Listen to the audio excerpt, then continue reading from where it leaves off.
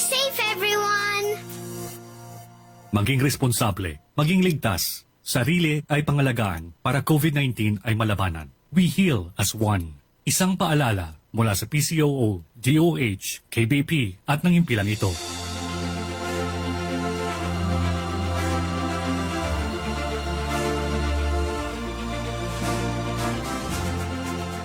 Ang pag-ayo, yara lamang kay Heso Kristo. Ini ang 1233, Radyo DYVS. Nagapalayag sang mensahe sang kaluwasan ni Heso Kristo sa anuman nga panahon. Pinaagi sa radyo, pagbago nga teknolohiya sa sulod sang 46 katuig.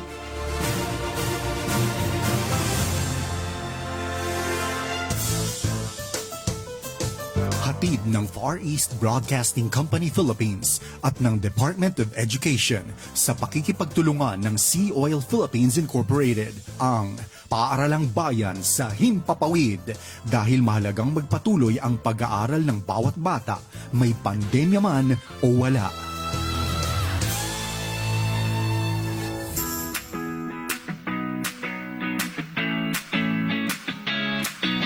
Handa na bala ka mo mga bata?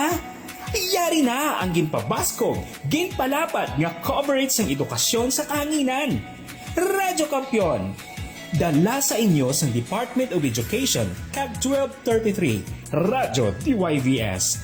Ang Department of Education nagaupod sa inyo agod ang edukasyon mapabaskog kag magapadayon. Radyo Kampiyon.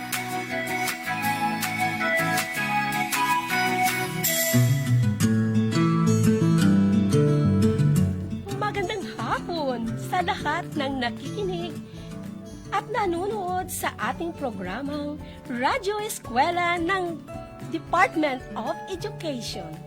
Ngayong hapon, ng ika-4 na baitang ng Araling Panlipunan ay tatalakayin sa inyo ang isang aralin na nasusuri ang kahalagahan ng pangangasiwa at pangangalaga ng mga likas na yaman ng bansa. Ako si Teacher Christy. At ako naman si Teacher Jolly. Ang inyong guro sa hapong ito. Samahan niyo kami sa pagtatalakay sa kahalagahan ng pangangasiwa at pangangalaga ng likas na yaman ng bansa.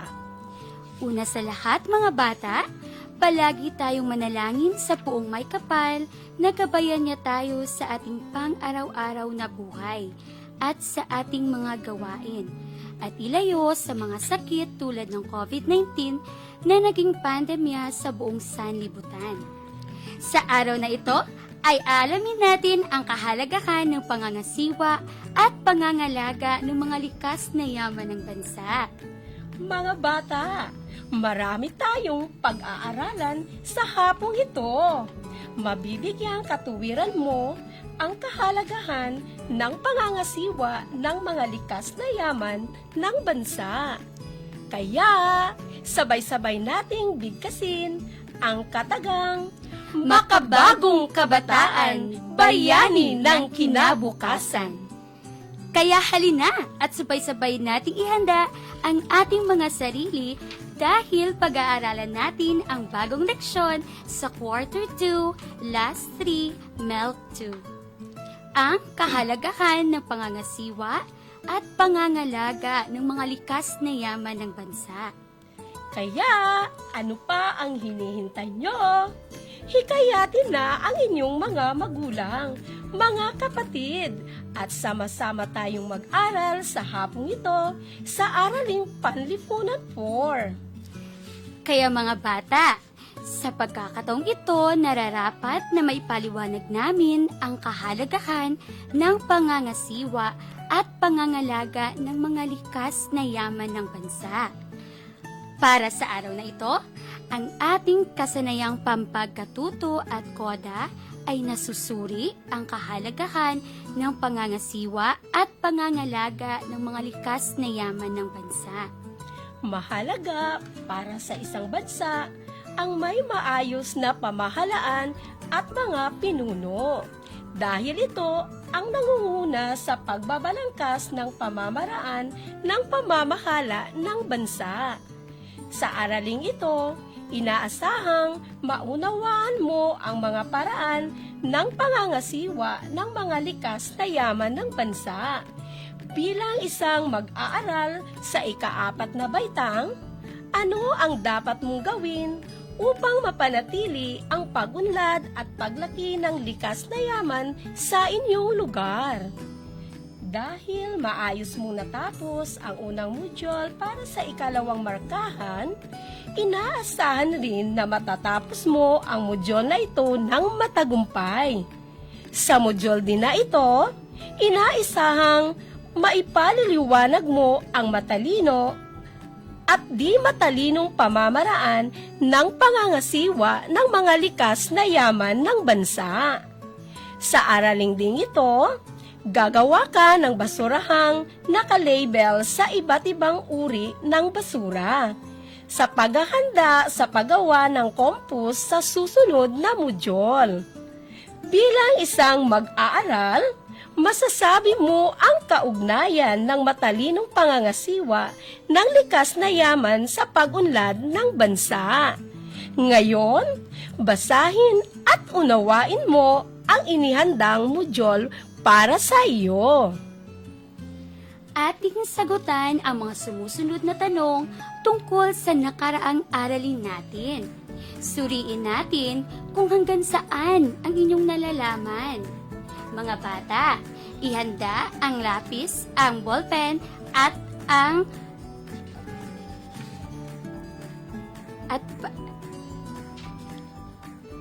Para sa ating Facebook Live na nanonood ngayon, maaari kayong magsagot sa pamamagitan ng pagsulat sa ating comment section. Mga bata, handa na ba kayo para sa ating unang tanong? Teacher Jolly, ano ba ang ating unang tanong? Pero bago yan, Teacher Christy, babasahin ko muna ang panuto. Mga bata, makinig sa ating panuto. Sagutin ang mga sumusunod na tanong. Piliin ang sagot sa mga salitang nakasulat sa loob ng kahon. Isulat ito sa sagutang papel. Ang mga salita na mapagpipilian sa loob ng kahon ay ang mga sumusunod: langis, ginto, palay, durian. Ulitin ko, langis, ginto, palay, durian. Para sa unang bilang, pangunahing produktong pang-agrikultura sa Central Luzon. Pangunahing produktong pang-agrikultura sa Central Luzon. Ang tamang sagot ay palay. Para sa ikalawang bilang, produktong makukuha mula sa niyog. Produktong makukuha mula sa niyog.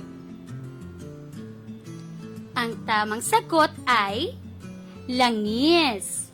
Sino ba ang nakakuha ng tamang sagot, Teacher Christy? Si Luella, tama ang kanyang sagot. Teacher Jolly. Kasama rin si Teacher Dali, Teacher Christy. At para sa ikatlong tanong, prutas na nagmula sa Davao at kadalasang kilala sa kakaibang amoy. Prutas na nagmula sa Davao at kadalasang kilala sa kakaibang amoy. Ang tamang sagot ay durian. Para sa pang-apat na bilang, yamang mamimina at karaniwang ginagawang alahas. Yamang mamimina at karaniwang ginagawang alahas. Ang tamang sagot ay ginto. At para naman sa ating bilang ika-5 at ika-6, ang mapagpipiliang sagot ay Lanao del Norte, Guimaras, Ilocos Norte. Uulitin ko, Lanao del Norte, Guimaras, Ilocos Norte. At sa ating ikalimang bilang, probinsya sa Region 6 kung saan makikita ang San Lorenzo Wind Project. Uulitin ko, probinsya sa Region 6 kung saan makikita ang San Lorenzo Wind Project. Ang tamang sagot dito ay probinsya ng Guimaras. Very good, Junema! Tama ang iyong sagot. At sa atin namang panghuli at ika-anim na bilang, ang talon ng Maria Cristina na matatagpuan na nagbibigay ng enerhiya mula sa malakas na agos ng tubig ay matatagpuan sa probinsyang ito. Ang talon ng Maria Cristina na nagbibigay ng enerhiya sa malakas na agos na tubig ay matatagpuan sa probinsyang ito. Ang tamang sagot ay Lanao del Norte. Sino ang nakakuha ng tamang sagot, Teacher Jolly? Ang nakakuha ng tamang sagot ay sina Hailey, Jairus, Gabriel, Zeth, at Tristan ng Sumag Elementary School, Teacher Christy. Palakpakan natin sila!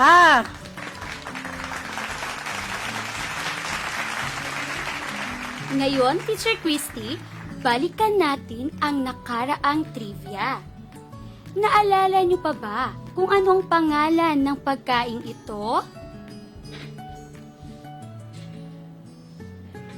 Teacher Jolly, hinding-hindi ko ito makakalimutan dahil isa ito sa paborito kong merienda. Sabayan pa ng isang tasa ng kape.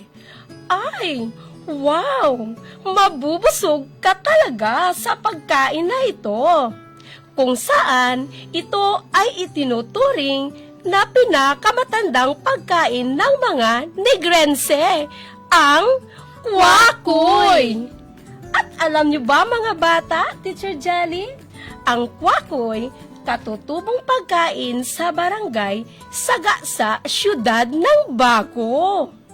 Ang walang lasang palay na binigyang tamis ng asukal ay naging magandang kombinasyon na ipinapasa ng mga matatanda sa kanilang henerasyon. Ito ay gawa mula sa bigas, asukal, malagkit na bigas, at gatas na powder. Para itong pulburon kung kakainin, pero hindi maitatangging mas masarap ito kaysa dito. Sinasabi rin na isa ito sa pinakamatandang katutubong pagkain ng mga Negrense, Teacher Jolly. Tama yan, Teacher Christy. At paborito ko rin yan. Mga bata, noong nakaraang linggo ay napagkasundaan natin na gagawin ninyo ang refleksyon. Nagawa nyo ba ito ng tama?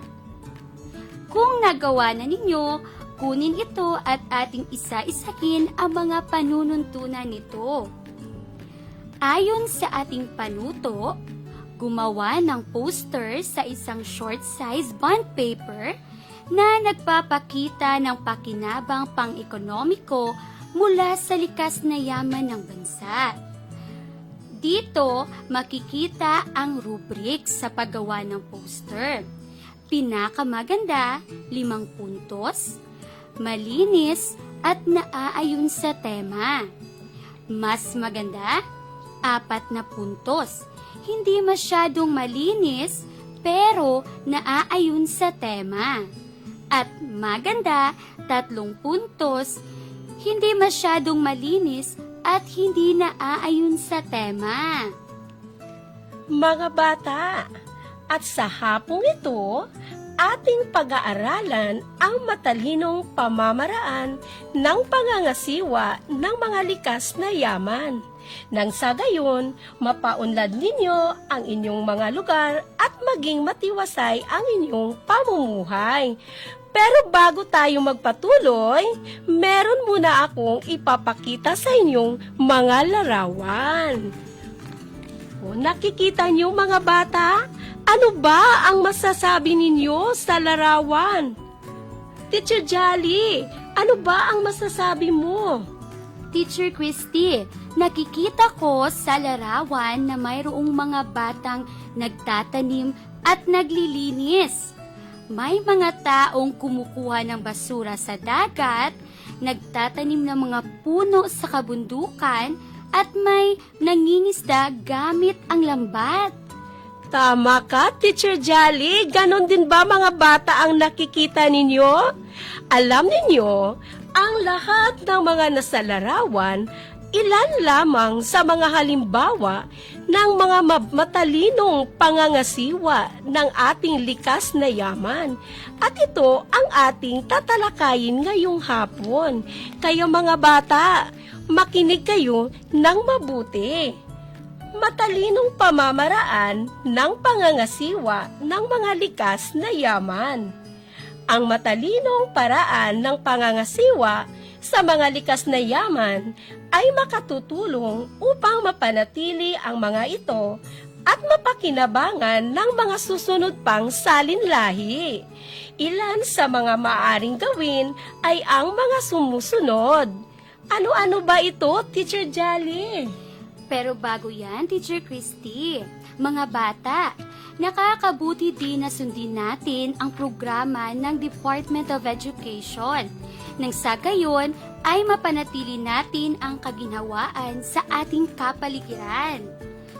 Ito ang dapat nating gawin. Una, gawin ang backyard urban gardening o BUG o paggamit ng organikong paraan sa pagtatanim kahit sa maliit na espasyo o lupa lamang. At ang pangalawa, pagpapanatiling malinis ng lahat ng katubigan tulad ng kanal, ilog at dagat.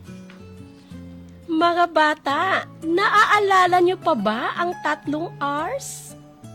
Alam niyo ba na ang 3 R's na ito ay malaki ang maitutulong sa pangangalaga ng ating likas na yaman? Ang mga ito, ang 3 R's, ay kilala rin sa tawag na reduce, reuse, at recycle. Makakatulong ito sa matalinong pangangasiwa ng mga likas na yaman. Ano ba ang unang R? Ang unang R natin ay ang reuse. Ang reuse ay ang pagbabawas sa mga basura sa ating paligid. Tinutukoy nito ang paghihiwalay ng mga nabubulok at di nabubulok na mga basura. Dahil makakatulong ito upang mabawasan ang mga basura at mapapakinabangan pa natin ang mga ito. Tama, Teacher Christy. At alam ba ninyo mga bata, marami pa tayong mga gamit sa ating bahay na karaniwan ay itinatapon na lamang. Pero ang hindi natin alam, maaari pa natin itong magamit at mapagkikitaan. Kagaya ng susunod nating R, ang reuse. Ang reuse ay maaaring gawin sa mga bagay na patapon na, ngunit maaari pang magamit. Kumpunihin, ibigay sa nangangailangan o ipagbili. Di ba tama mga bata? Tama ka, Teacher Jolly. At ang pangatlong R's natin, Teacher Christy, ay ang recycle. Ang recycle, ang pagbuo ng mga bagong bagay mula sa mga lumang bagay, kagaya ng nakikita natin sa ating screen. Halimbawa ay ang paggamit ng mga lumang gulong upang tamnan. Tama ka dyan, Teacher Jolly, di ba? Doon sa atin sa Sumag Elementary School, ginawa na natin to.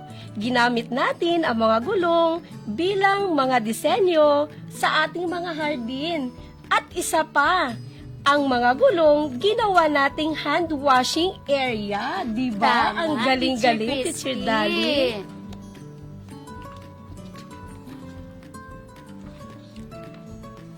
Mga bata, kung merong akong ipinakita sa inyong larawan ng mga matalinong pangangasiwa ng mga likas na yaman ng bansa, mayroon din akong larawan ng mga di dapat gawin sa ating kapaligiran.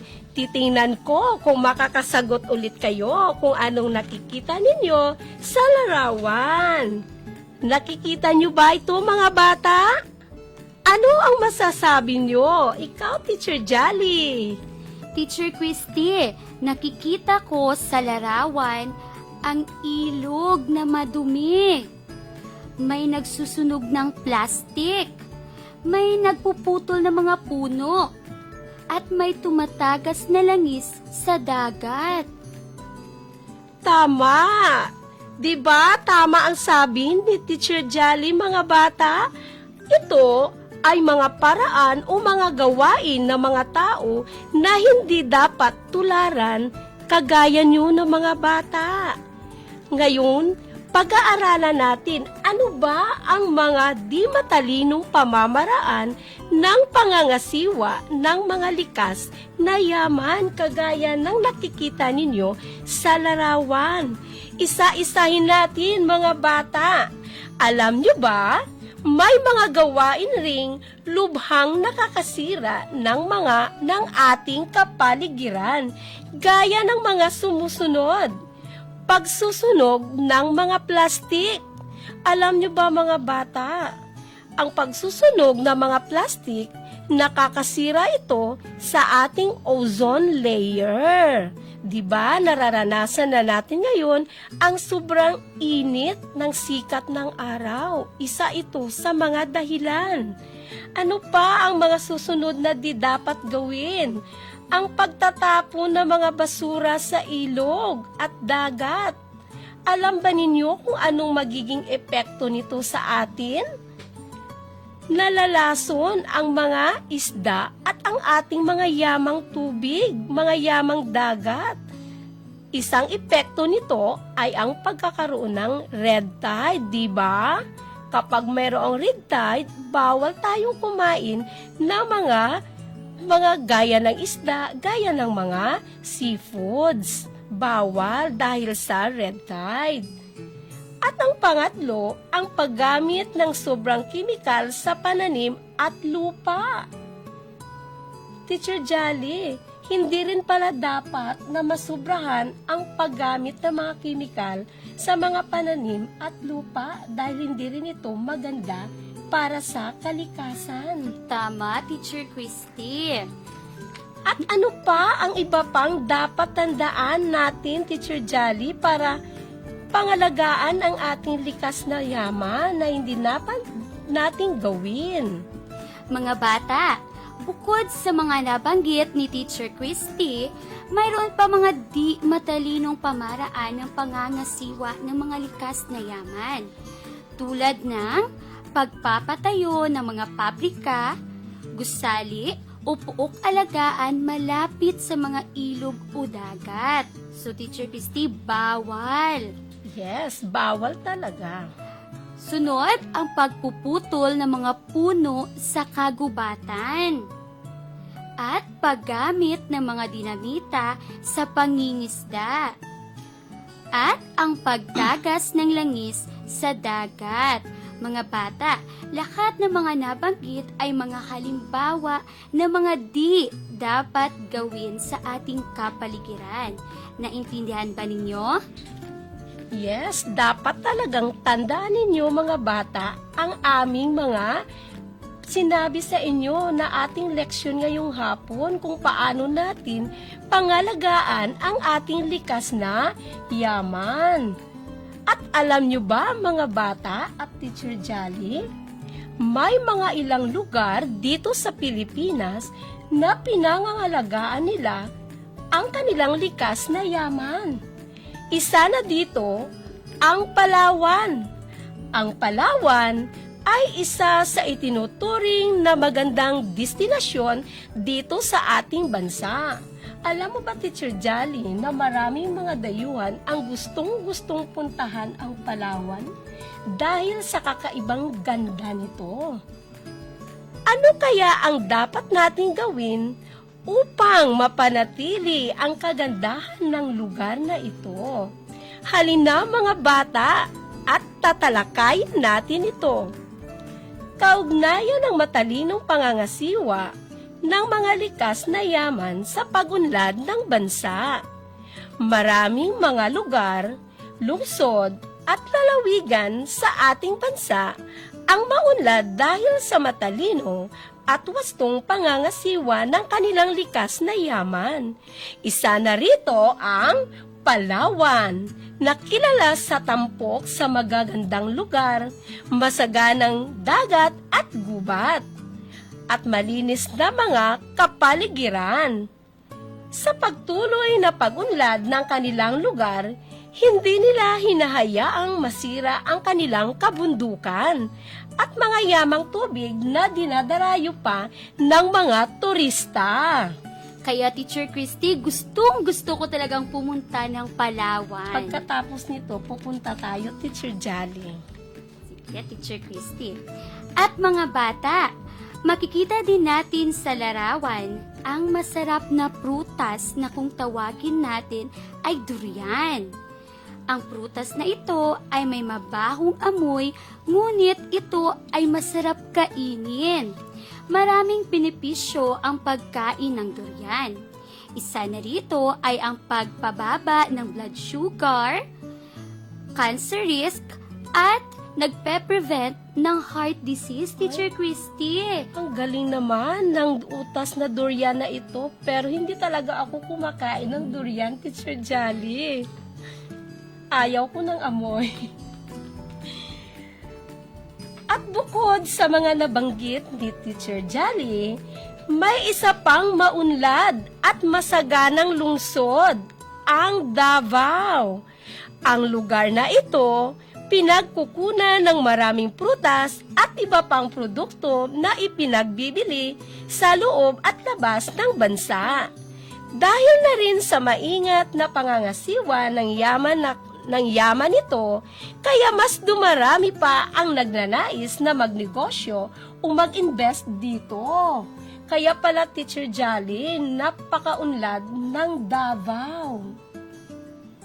At bukod sa Davao, Teacher Christy, makikita din natin ang mga larawan ng Strawberry Farm at Sunken Cemetery na naka-flash sa ating Facebook Live. Diba? Napakagandang tanawin ito sa Pilipinas.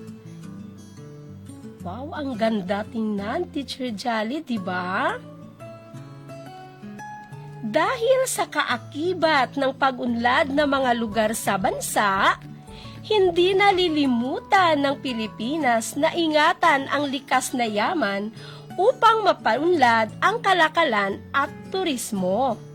Kabilang sa mga puok na ito, ang lungsod ng Baguio, lungsod ng Tagaytay, lungsod ng Cebu at isla ng Camiguin, sapagkat turismo ang pangunahing susi nila sa kanilang kaunlaran.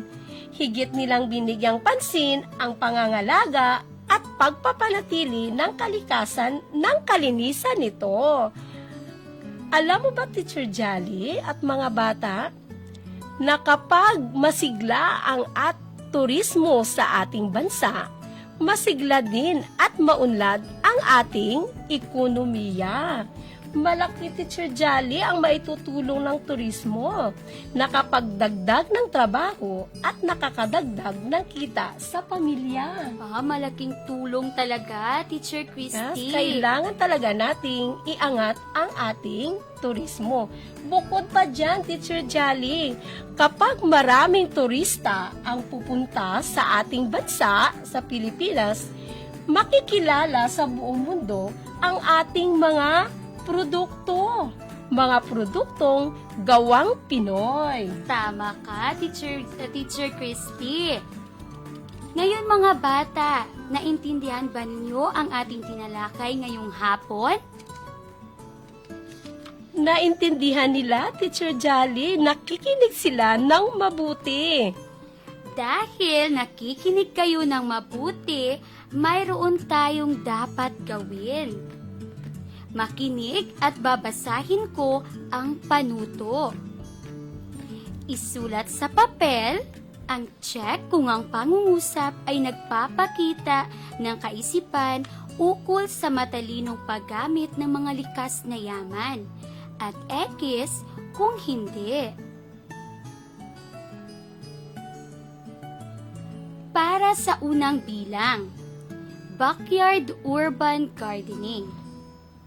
Backyard urban gardening. Ang tamang sagot ay check, Teacher Christy. Tama ang sagot ni Eric, Teacher Jolly. Tama din ang sagot ni Richard. Saka si Harlan, tama din daw yung sagot niya. Wow. Sunod sa pangalawang bilang, pagsusunog ng mga basura.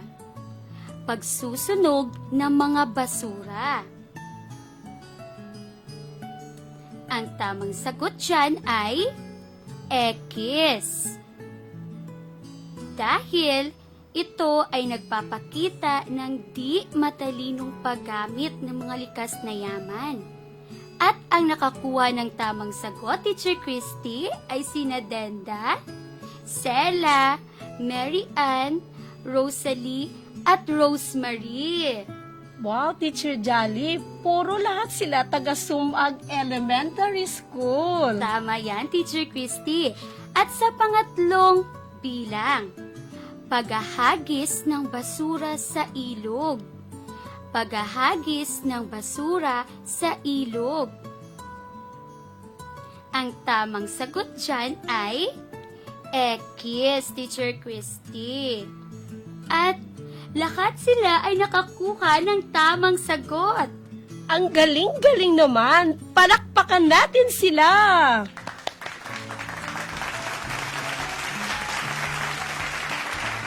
Sa pang-apat na bilang, muling pagtatanim ng mga puno sa kagubatan. Muling pagtatanim ng mga puno sa kagubatan. At ang tamang sagot dyan ay check. At ang nakakuha ng tamang sagot ay sina Gemrose, Kylie, Justin, Venice, at Aliyah ng Sumag Elementary School, Teacher Christy. Ang galing-galing talaga ng mga estudyante ng Sumag Elementary School. Nakikinig talaga sila ng mabuti sa ating Teacher Jolly. At ngayon mga bata, para naman sa ating pangalawang gawain, ihanda muli ang inyong papel at ballpen at para sa ating mga nakikinig at nanonood sa ating Facebook Live, maaari kayong mag-type ng inyong sagot sa ating comment section. Mga bata, makinig ng mabuti at babasahin ko sa inyo ang ating panuto. Isulat sa papel ang tama kung ikaw ay sang-ayon at mali kung hindi ka sang-ayon. Uulitin ko, isulat sa papel ang tama kung ang sagot ikaw ay sang-ayon at mali kung hindi ka sang-ayon. At sa ating unang bilang, ang paggawa ng mga kapaki-pakinabang na gamit mula sa mga patapong bagay ay nakatutulong sa pangangasiwa ng likas na yaman. Uulitin ko, ang paggawa ng mga kapaki-pakinabang na gamit mula sa mga patapong bagay ay nakatutulong sa pangangasiwa ng likas na yaman. Ang tamang sagot ay tama. At tama ka din, Jolian. Tama ang iyong sagot.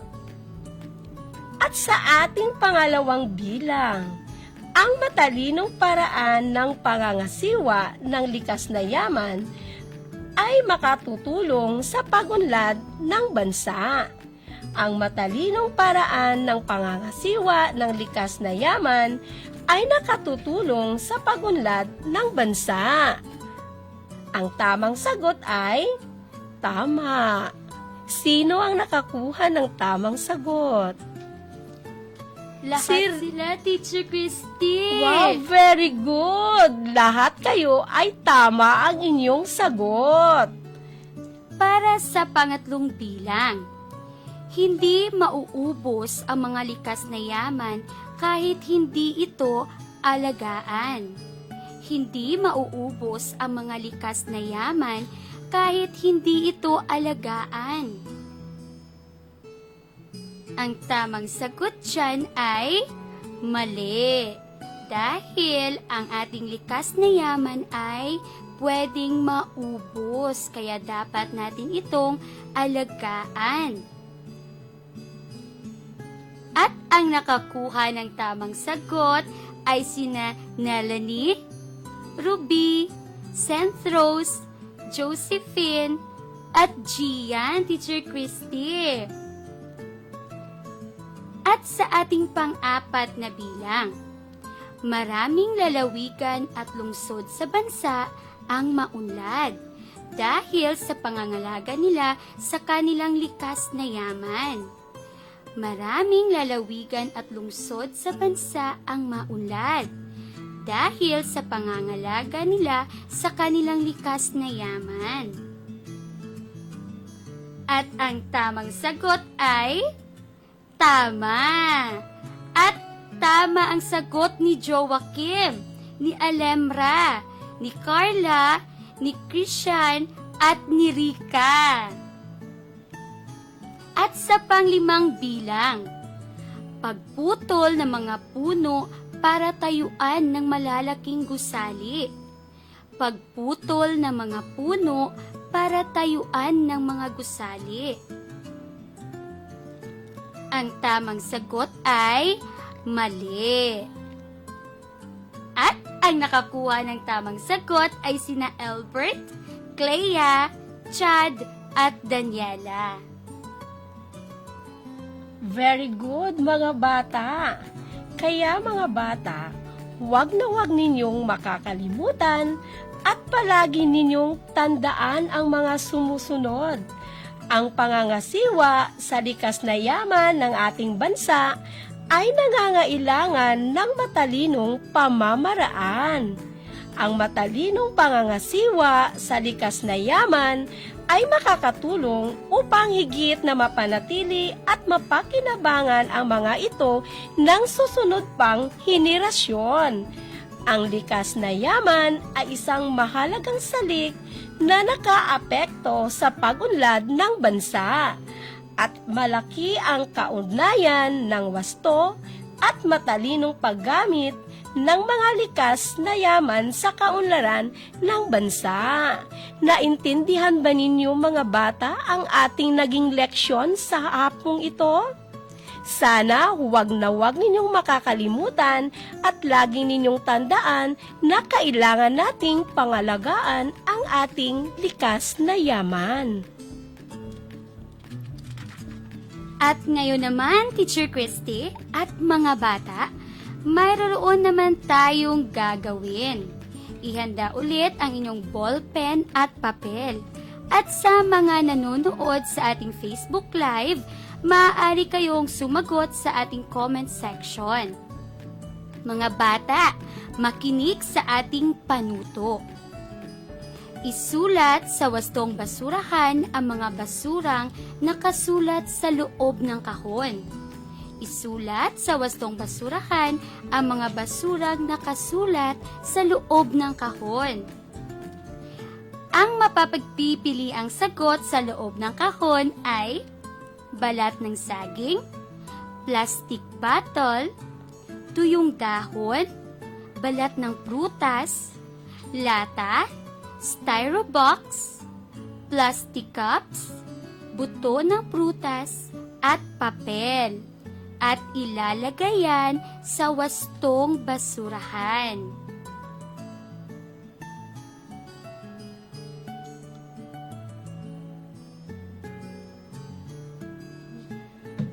Mga bata, para sa mga nabubulok, ang tamang sagot ay balat ng saging, tuyong dahon, balat ng prutas, at papel.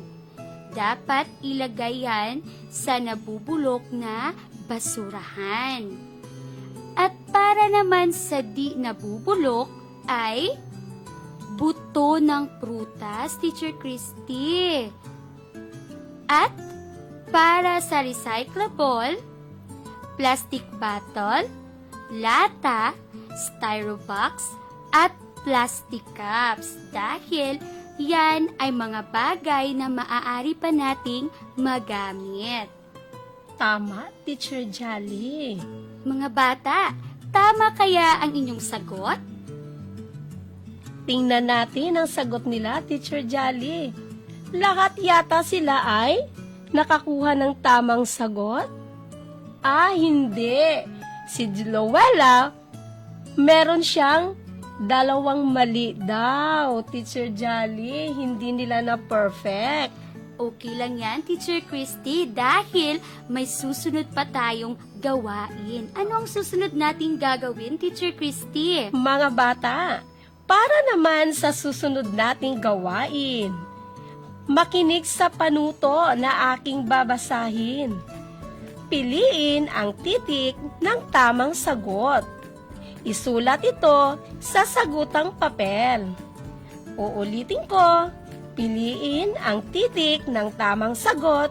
Isulat ito sa sagutang papel.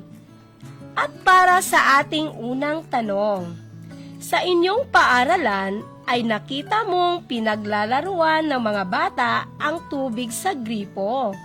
Ano ang gagawin mo? A. Sumama ka sa kanilang paglalaro para maging masaya. B. Sigawan mo sila at isara ang gripo dahil nakaka-istorbo. Or letter C.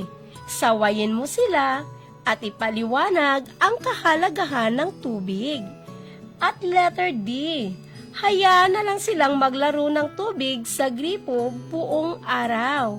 Uulitin ko. Sa inyong paaralan ay nakita mong pinaglalaruan ng mga bata ang tubig sa gripo. Ano ang gagawin mo? A. Sumama ka sa kanilang paglalaro para maging masaya. B. Sigawan mo sila at isara ang gripo dahil nakaka-istorbo. Letter C.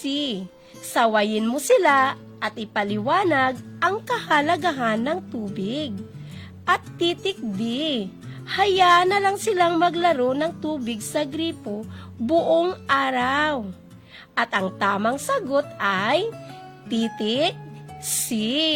At nakuha ito ni Tashi, Mary Ann, Luella ulit at Gali. Magaling! Tama ang inyong sagot. Para sa pangalawang bilang, nakita mong ginupit-gupit ng iyong kaklase ang mga dahon ng halaman sa harap ng inyong silid-aralan. Ano ang tama mong gagawin? A. Papagalitan mo siya. B. Isusumbong mo sa iyong tatay. C. Hahayaan mo na lang siya sa kanyang ginagawa. O titik D, pagsabihan mo siya na hindi tama ang kanyang ginagawa. Uulitin ko, nakita mong ginugupit-gupit ng iyong kaklase ang mga dahon ng halaman sa harap ng inyong silid-aralan. Ano ang tama mong gagawin? A.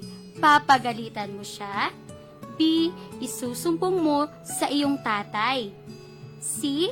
Hahayaan mo na lang siya sa kanyang ginagawa. O D. Pagsabihan mo siya na hindi tama ang kanyang ginagawa. Ang tamang sagot ay titik D. At lahat sila ay nakakuha ng tamang sagot, Teacher Christy. At para sa ating pangatlong tanong, Ang gubat ay nagsisilbing tahanan na mga ibon at mga mababangis na hayop.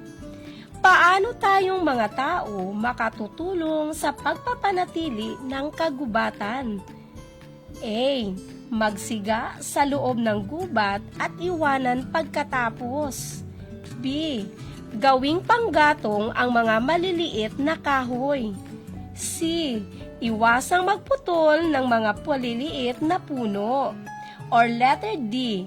Magtayo ng tirahan ang mga tao sa gubat. Uulitin ko mga bata. Ang gubat ay nagsisilbing tahanan ng mga ibon at mga mababangis na hayop. Paano tayong mga tao makatutulong sa pagpapanatili ng kagubatan? A. Magsiga sa loob ng gubat at iwanan pagkatapos. B. Gawing panggatong ang mga maliliit na kahoy. Letter C. Iwasang magputol ng mga maliliit na puno. At letter D. Magtayo ng tirahan ang mga tao sa gubat. Ang tamang sagot ay titik C. Iwasang magputol ng mga maliliit na puno. Tama ba ang sagot ninyo lahat? Tama, Teacher Jolly. Para sa pang-apat na bilang, ang likas na yaman ng bansa ay mahalaga dahil karamihan sa mga tao ay dito kumukuha ng kanilang kabuhayan. Ito ay may hangganan at nauubos. Ano ang kailangang gawin ng mga tao? A. Huwag itong gamitin. B. Hayaan na lang na maubos ito. C. Pangalagaan at gamitin ng maayos. O titik D. Gamitin ng gamitin upang maubos agad. Uulitin ko. Ang likas na yaman ng bansa ay mahalaga dahil karamihan sa mga tao ay dito kumukuha ng kanilang kabuhayan. Ito ay may hangganan at nauubos. Ano ang kailangang gawin ng mga tao? A. Huwag itong gamitin. B. Hayaan na lang na maubos ito. C. Pangalagaan at gamitin ng maayos. O titik D. Gamitin ng gamitin upang maubos agad. At ang nakakuha ng tamang sagot ay sina Josephine, Leza, Denda, Sela, Dali, at Mary Ann. At para sa ating panghuling tanong, bilang isang mag-aaral sa ika-4 na baitang, paano mo mapapahalagahan ang paggamit ng likas na yaman? Bilang isang mag-aaral sa ika-4 na baitang, paano mo mapapahalagahan ang paggamit ng likas na yaman? A. Magtipid sa paggamit ng tubig. B. Pitasin ang mga bulaklak sa hardin. C. Panuorin ang mga magsasaka sa kanilang gawain. At titik D. Mag-alaga ng hayop tulad ng baboy malapit sa tabing ilog. At ang tamang sagot ay titik A. Magtipid sa paggamit ng tubig.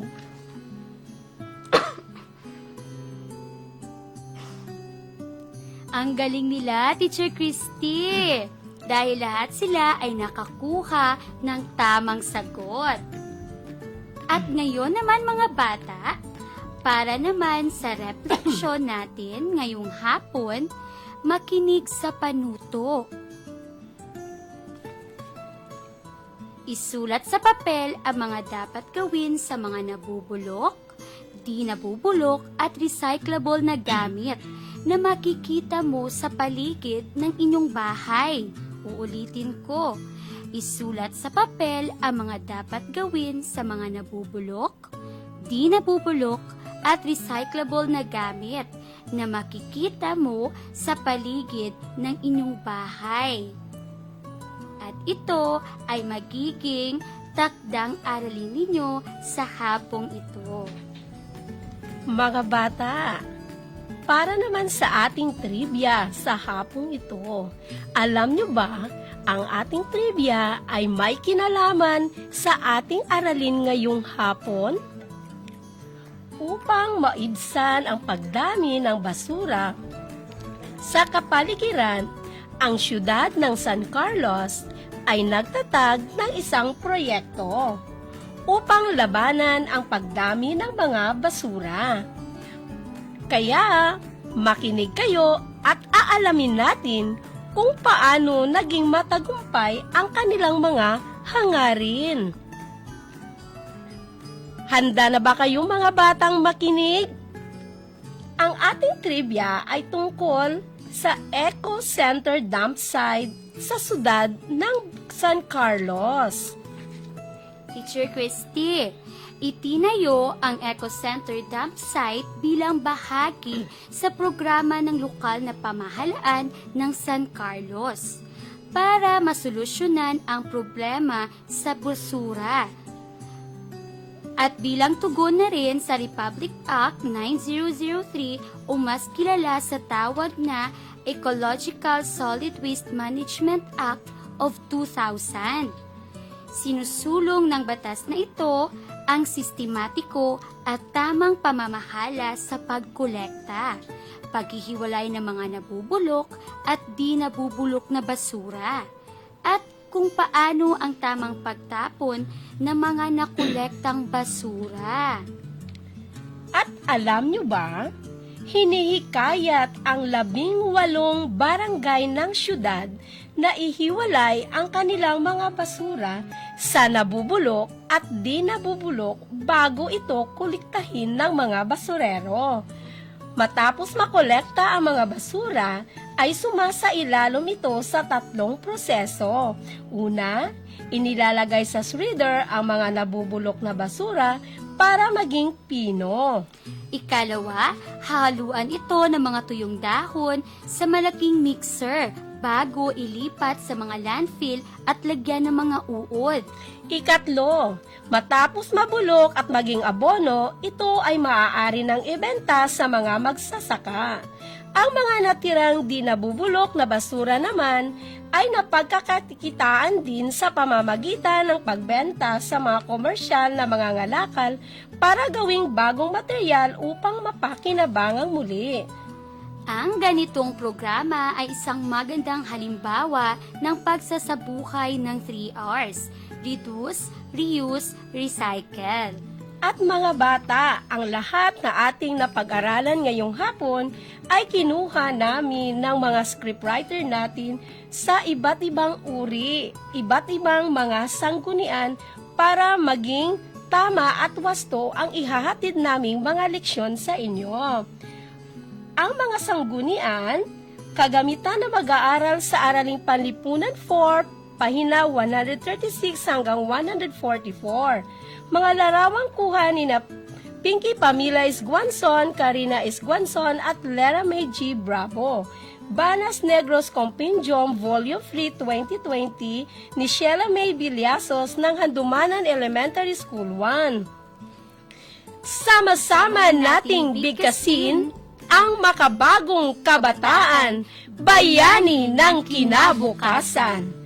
At ating pinasasalamatan ang Team RBI sa ating mga mag-aaral na naghatid ng magandang leksyon at mga makabuluhang mapag-aaralan ngayong hapon.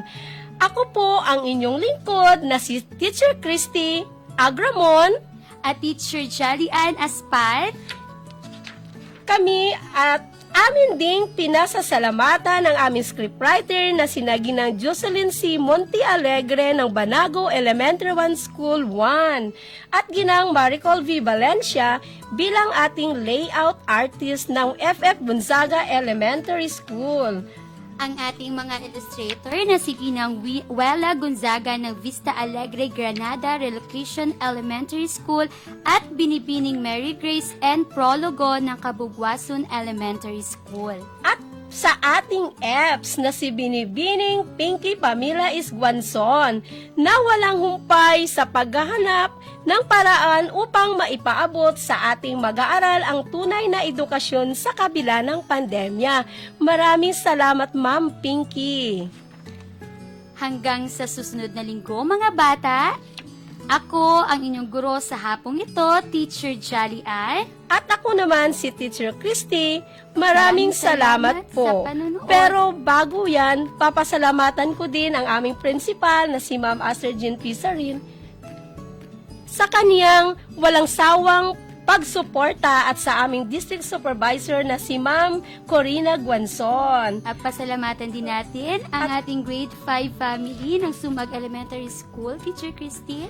At para sa schedule ng grade 4 RBI, meron tayong tuwing 2:30 to 3:30 p.m. sa 1233 DYVS. Hanggang sa muli, maraming salamat po.